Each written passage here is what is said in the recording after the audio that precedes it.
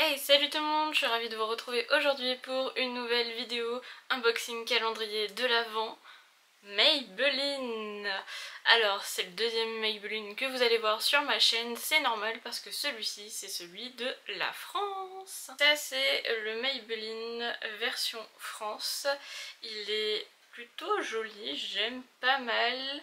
Alors je vais vous le montrer de plus près, comme ça vous allez voir. J'aime beaucoup les détails, on a une idée du coup de ce qu'on va potentiellement retrouver. Je le trouve plus joli que l'année dernière. Du coup il s'ouvre comme un livre. Et là chaque case, en fait on peut voir qu'il donne des suggestions sur ce qu'on peut potentiellement retrouver. Donc ça donne une petite idée. Je le trouve sympa, je le trouve vraiment très joli, très festif. Je vais vous donner quelques informations sur le calendrier. Concernant ces informations, vous pouvez le retrouver sur Amazon. Il est au prix de 75,99 €. Je le trouve quand même bien plus cher que son copain allemand qui lui est à 55 €. On arrondit au supérieur. Il y a une bonne différence au niveau du prix, il contient 24 cases et il a une valeur réelle supérieure à 162 €. Je pense que son copain allemand est à peu près similaire, je n'ai plus. J'ai fini avec la présentation du calendrier. Maintenant si vous voulez pas voir ce qu'il contient à l'intérieur, je vous conseille de vous arrêter ici dans la vidéo. Si vous voulez voir le contenu des cases jour par jour, je vous conseille de rester et on va unboxer ensemble le contenu, donc c'est parti.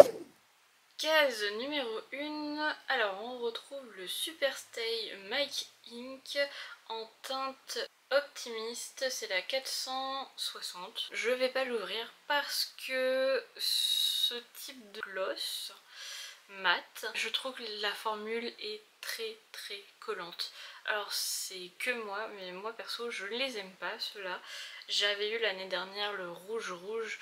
Alors là je sais pas si c'est un rouge, on dirait plutôt un framboise qui a l'air très joli, mais honnêtement je les aime pas en termes de texture. J'ai pas envie de vous le swatcher parce que je préfère le faire gagner à quelqu'un lors de mon petit concours de Noël. Case numéro 2, on retrouve le mascara Great Lash. Alors je pense qu'il doit être nouveau parce que moi perso je ne l'ai jamais vu. Je trouve le packaging très original. Fallait oser et on pourrait croire qu'il est rose, mais c'est la teinte Blacklist Black. C'est un 12,5 ml, donc c'est une très belle contenance pour du mascara. Je suis très curieuse de voir quel tête il a parce que je le connais pas du tout. C'est une nouveauté pour moi, donc je suis très contente de retrouver quelque chose que je ne connais pas. Je ne suis pas une spécialiste de Maybelline. Alors, elle a l'air pas mal. C'est une petite brosse. Elle fait, je dirais, 2 cm.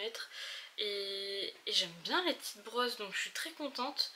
J'ai hâte de voir ce qu'il va donner sur les yeux. Très contente de cette référence que je ne connaissais pas. Case numéro 3, on retrouve le lifter gloss à l'acide hyaluronique et c'est en teinte 002 Ice. C'est pas un transparent. D'ailleurs je peux voir qu'il y a des nacres roses à l'intérieur. Je sais pas si vous allez les voir. Voilà, je sais pas si vous voyez, mais il a des nacres roses à l'intérieur. Il a l'air joli. Alors moi le problème c'est que j'aime pas les gloss pulpants, repulpants. C'est pas mon truc du tout. Donc c'est pareil, celui-ci vous le retrouverez à gagner. Case numéro 4, il s'agit d'un crayon pour les sourcils avec son goupillon, donc ça c'est chouette, c'est top, moi j'aime trop. C'est le X-Brow Maybelline, crayon ultra fin. C'est en teinte medium brown. Je sais pas si c'est une couleur qui pourra convenir au maximum de personnes. Vous pouvez apercevoir la mine, elle n'est pas taillée, donc j'aurais bien aimé qu'il taille la mine. Je viens de le swatcher, donc on peut voir quand même qu'il est assez foncé. Je pense que ça devrait le faire pour mes sourcils. Ouais, en appuyant. Par contre, il faut y aller pour que ça marque. Ça n'a pas l'air de bouger une fois que c'est appliqué. Je suis plutôt satisfaite de cette quatrième case. En plus, ce que j'apprécie, c'est que le crayon est très fin. Et ça c'est chouette parce que ça prend moins de place. Cinquième case, de nouveau un lifter gloss. Cette fois-ci c'est la teinte 25 Taffy. Et je sais pas si vous allez bien voir, mais c'est un rouge un peu marron, je trouve. Bon, je viens d'allumer la lumière, la luminosité elle est un peu pourrie en ce moment. Alors, sixième produit, on retrouve le Sun Kiss. Je connais pas non plus, une nouveauté pour moi, et apparemment il s'agit d'un blush. Vous pouvez voir, il est doré en fait, d'où peut-être le mot Sun. Ah vous voyez, il est vraiment pas mal, il a l'air très joli. Je vais le swatcher à côté. Là vous voyez, et on va essayer de l'étaler. Oh qu'il est beau! Ah oui, il est très très beau. Alors par contre c'est un doré, hein, donc je sais pas si c'est vraiment un... si c'est un blush doré quoi. Il est joli, mais est-ce que j'ai envie d'utiliser un blush doré? Je sais pas trop. Pourquoi pas, peut-être plus en été effectivement, donc c'est étonnant de retrouver une teinte que on peut voir plutôt l'été. Il est très beau par contre. Ah, il est pas mal, il est joli joli. Case numéro 7, alors il s'agit du démaquillant cils démasque 2 en 1, démaquillant pour yeux. Il peut tout démaquiller, même le waterproof. Il s'agit d'un 150 ml et là vous pouvez voir qu'il est biphasé, donc pour l'utiliser forcément il faut le secouer. Le voilà, il devient normal, donc il y a son copain qui est pas biphasé, qui est exactement le même, qui marche très très bien également. Alors du coup je ne connais pas cette référence biphasé, je le testerai, c'est apparemment un nouveau format. Case numéro 8, il s'agit d'un color sensationnel de la référence Red Escape. C'est un crayon contour des lèvres, alors c'est un beau rouge, on va voir comment il donne au niveau de la main. Oui, c'est un rouge tout à fait normal, donc bon, il est pas mal aussi. Je crois que j'en avais pas des comme ça, des contours des lèvres rouges. D'habitude, ils donnent tout le temps des contours des lèvres un peu bois de rose, ce genre de choses, mais rouge, pas si souvent que ça finalement. Case numéro 9, un chic hit. Et je suis contente d'en retrouver un, donc c'est un blush, c'est un blush crème. Et c'est la teinte 30 Corail Amber, vous pouvez la voir. Alors je l'ai pas cette référence, je m'en souviendrai, donc on va la swatcher également. On peut voir qu'elle est operculée. La voilà. Effectivement, hein, c'est vraiment une crème. Ça joue sur la transparence et ça s'étale plutôt bien. Hein. Vraiment, c'est pas mal du tout.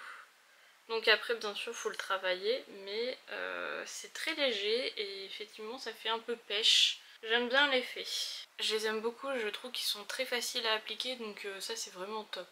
Case numéro 10, alors il s'agit du Fast Gel. C'est un vernis à ongles et c'est la teinte 11 Red Punch. Alors je trouve qu'il est similaire au Color Sensationnel en termes de couleur. Après bon, un vernis rouge, ça me plaît pas plus que ça. Case numéro 11, de nouveau un vernis gel. Alors c'est la teinte Pink Charge ou Charge. Bref, je suis pas douée moi avec l'anglais. Celle-ci je pense pas l'avoir eue déjà comme référence. Pourquoi pas, elle est plutôt jolie. Case numéro 12, encore un vernis de la même gamme. Alors cette fois-ci c'est la teinte Bite of Blush. Celle-ci vous la retrouvez également dans le calendrier de l'Avent Maybelline de cette année version allemande. Case numéro 13. Alors de nouveau un chic hit. Cette fois-ci c'est la teinte Fuchsia Spark. Alors celle-là je ne la connais pas non plus comme teinte, donc on va la swatcher. Voilà, et on va... Ouh là là, celle-là elle est beaucoup plus intense. Ah oui, rien à voir quoi.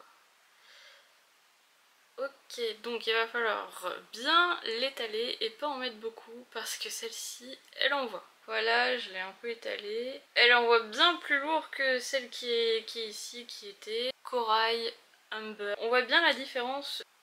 Case numéro 14, de nouveau un chic hit. Alors ça c'est un peu chiant qu'ils mettent les mêmes produits sur des cases d'affilée, comme le vernis. C'est la teinte 15 Nude Burn. Alors celle-ci je l'ai déjà, donc je l'ai forcément eu l'année dernière dans un des calendriers Maybelline, je pourrais pas vous dire lequel. Je vais pas l'ouvrir, je vais pas la swatcher parce que je vais la faire gagner. Case numéro 15, de nouveau un color sensationnel. Alors cette fois-ci c'est la teinte Almond Rose. Je vais pas le swatcher parce que j'ai l'impression qu'on a beaucoup des teintes similaires et du coup je sais pas laquelle j'ai déjà ou laquelle j'ai pas. Parce que c'est un bois de rose encore, donc aucune idée si je l'ai ou non. Et je ne sais même pas si c'est la même teinte dans le calendrier de l'Avent 2024 allemand. Case numéro 16, alors c'est un crayon que je ne connais pas, c'est le Lasting Drama. C'est un automatique gel pencil. C'est un crayon liner automatique gel. Ok. Et c'est la teinte 50 Under the Sea. En anglais 50 Under the Sea. Il est comme ceci. Je connais pas du tout donc on va le swatcher et j'ai bientôt plus de place. Voilà, donc c'est un joli bleu. Il est pas mal ça. Ça j'avoue qu'un bleu comme ça c'est pas mal. Il se swatche bien donc non ça doit être pas mal à travailler.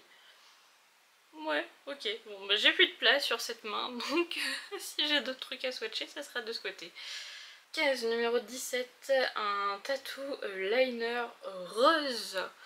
Alors là ça envoie du lourd, tout le monde ne porte pas du rose donc c'est très original à mettre dans un calendrier. 802 Ultra Pink, effectivement ultra rose, ça lui va bien, on va le swatcher. Parce que autant en mascara je ne mettrai jamais de rose, et on l'a eu le mascara rose dans le calendrier de l'Avent de chez Maybelline version allemande pour le 24 cases, pas le 31. Parce qu'il y a la version 31 cases qui est sortie également. Alors, je suis pas très gauchère donc c'est un peu compliqué de swatcher de la main gauche. C'est un rose, sur moi ça ressort plutôt bien. Franchement ça va dépendre des carnations. Case numéro 18, il s'agit du mascara Firework. Alors je le connais pas celui-ci non plus, c'est en teinte noire donc on va le regarder. Alors c'est une brosse en picot plastique, les picots sont très fins et j'aime beaucoup ce type de brosse donc je suis ravie de retrouver un mascara comme ça. Je ne connais pas donc j'ai hâte de le tester. Et c'est un 10 ml donc il est moins gros en termes de quantité que le premier là qui était rose et vert. Case numéro 19, il s'agit du cils sensationnel en teinte Very Black. C'est les cils démultipliés, volume, effet, éventail. Je le connais pas non plus en termes de référence. Les mascaras que j'ai eu l'année dernière, je les ai pas encore testés, mis à part le jaune, j'ai déjà oublié son nom, qui est très très bien, d'ailleurs je le porte et il est top. Je sais pas si je l'ai déjà ou pas, donc j'ai pas envie de l'ouvrir. Parce qu'autant les autres je les connaissais pas, donc voilà, mais celui-ci en termes de format je connais déjà. Donc j'ai dû déjà la voir. Case numéro 20, alors là, un mascara bleu, c'est le Sky High Lash Sensationnel et c'est Blue Must. Donc je vais clairement pas l'ouvrir parce que bleu, je suis pas sûre de mettre du mascara bleu. Peut-être un peu plus que rose mais c'est quand même pas mon délire. Case numéro 21 et c'est de nouveau un color sensationnel. C'est un crayon contour des lèvres sculptant et c'est la teinte Rich Wine et il a l'air très très beau donc je vais le swatcher. Alors là on peut l'apercevoir, il est très très beau, je trouve effectivement ça ressemble bien à du vin en termes de couleur. Par contre je pense pas avoir de rouge à lèvres qui s'y apparente. Donc je suis un peu deg parce que je vais pas pouvoir l'utiliser. Case numéro 22, il s'agit d'un tattoo liner en teinte white. C'est le Polished White. C'est la 970. Alors je vais pas l'ouvrir vu que c'est un crayon blanc, pas besoin de le swatcher. Avant-dernière case, la case 23, c'est un Lasting Drama. Comme le bleu, mais c'est en teinte green, white, navy. White navy. C'est la numéro 40. Alors verte, comme ça, je suis très intriguée. Je mets jamais de vert, mais bon, s'il est joli, pourquoi pas. Ouais, c'est un joli vert sapin, je trouve, avec des nacres à l'intérieur, il brille, donc je le trouve très joli. Ah, pourquoi pas, ça c'est une jolie case découverte en tout cas. Après, il faut aimer le vert.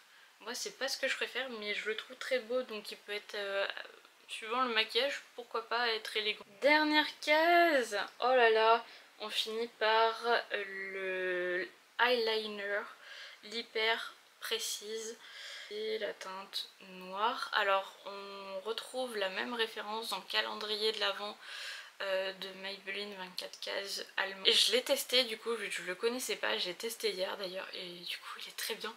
Je vous le conseille, il a une pointe très précise. Il a une pointe vraiment précise, franchement il est top. Alors du coup celui-ci je vais vous le faire gagner parce que je l'ai déjà et je l'ai déjà testé, donc vraiment je l'aime beaucoup. Par contre pour une dernière case, certes c'est un beau crayon, hein, honnêtement c'est un très beau liner, il marche très très bien. J'aurais préféré finir avec un mascara, mais ça c'est que mon avis. Alors je viens de finir l'unboxing, c'était quand même assez compliqué d'unboxer ce calendrier. Vous savez pourquoi? Parce qu'il est très compliqué à ouvrir.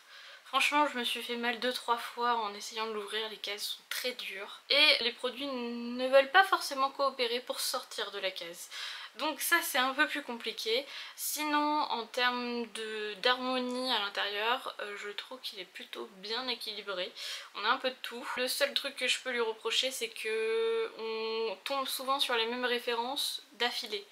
Donc 3 fois d'affilée c'est quand même un peu embêtant. Sinon les produits qu'on retrouve à l'intérieur, moi je les trouve vraiment pas mal du tout. Juste 2-3 références que en termes de couleur c'est pas mon truc. Mais sinon, ouais il est pas mal du tout. Est-ce que je le préférais à celui de l'Allemagne? Pour le prix, non. Le prix, la version allemande est quand même très très bien. Il y a quand même des découvertes qu'on n'a pas du tout. Alors c'est clairement, il va y avoir peut-être 1 ou 2 références qui vont être similaires à celui de la version allemande, et le reste c'est pas du tout les mêmes références, c'est pas du tout les mêmes mascaras. Dans la version française j'ai l'impression qu'il y a des mascaras qui sont sortis récemment que on ne retrouve pas dans la version allemande.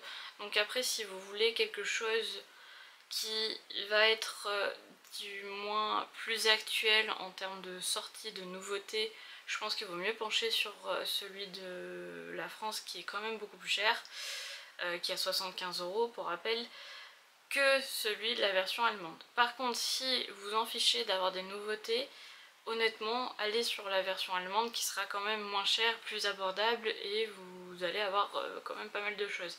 Là ce qui est bien c'est que sur cette version là française on ne retrouve pas de goodies, on va dire, alors que la version allemande on en retrouve un petit peu.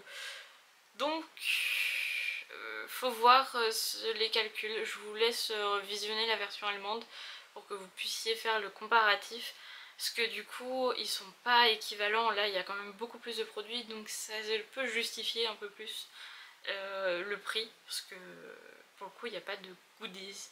Donc voilà ce que je peux en dire là à chaud après avoir ouvert le calendrier. En tout cas n'hésitez pas à aller visionner l'autre calendrier pour vous faire un avis également. Et avant de partir et de finir la vidéo, n'hésitez pas à vous abonner, à laisser un commentaire pour me dire ce que vous avez pensé de cet unboxing, et de liker la vidéo, ça fait toujours plaisir, c'est très important de soutenir le créateur. Donc je vous dis à très vite dans une prochaine vidéo. Bye!